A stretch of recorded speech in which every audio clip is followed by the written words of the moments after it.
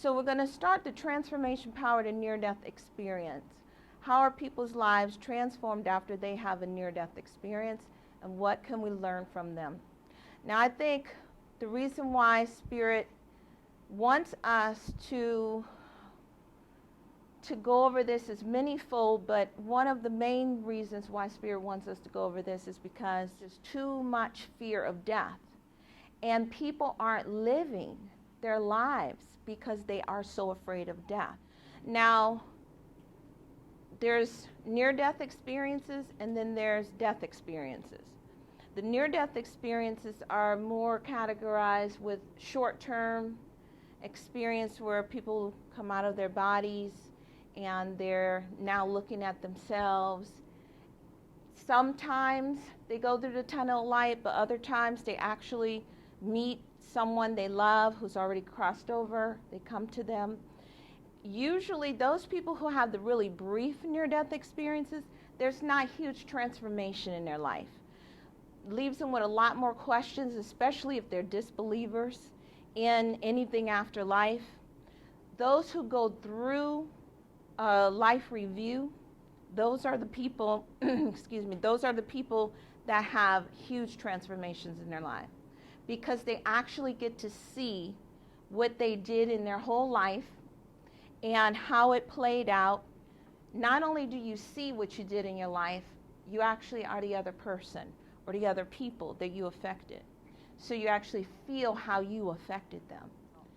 So we need to understand this is a process, a natural process that we all must partake in. But what's really important is that the life you're living right now is going to affect how you make your transition. The first thing that people have in common when they have the near-death experience is that something traumatic takes place. And of course, they experience this life-threatening situation. And then second, the person is now aware that they are no longer in their body and that they have the strange experience of looking at the physical body from third person. And that's what you heard them talking about in that video. And they don't usually have a connection to the body. When they look at it, go, oh, that poor person, what happened to him? But here it is, you. And then third, they find that they're no longer able to communicate with those around them, including the friends and loved ones, and they can't let them know that they're okay.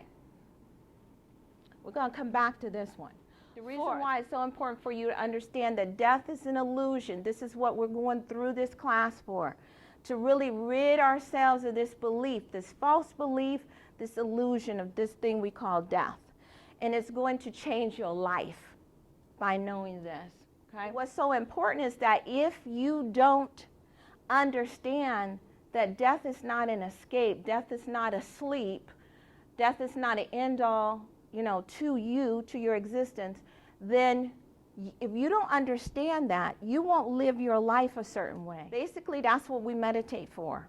We meditate to thin the veil between your conscious mind and that unconscious mind. So the more you meditate, the thinner the veil becomes. And the more information begins to come through. It's like putting people in that quantum healing hypnosis, that theta state of consciousness where you slip into it right before you fall asleep and you slip through it, coming back on this side. This is a very powerful state that you're in.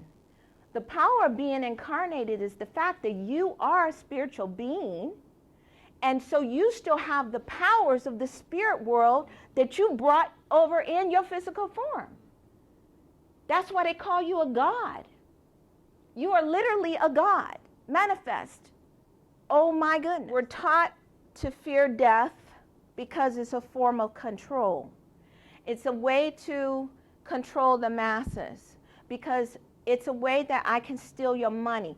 When you're in a third dimension, it's about fear, control, ignorance. They control you through your ignorance, and ignorance creates fear. And your ignorance and fear causes you to give people all your money. But what I want to share with you is that when you do take your own life, you're stuck.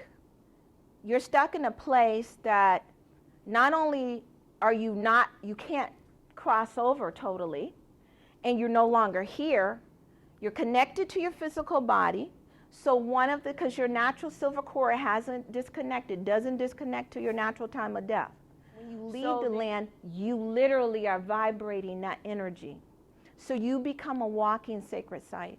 And that's actually confirmed in the raw material. They talk about the Great Pyramid, how the Great Pyramid was used for healing. All of the chambers, the different chambers have different healing resonances.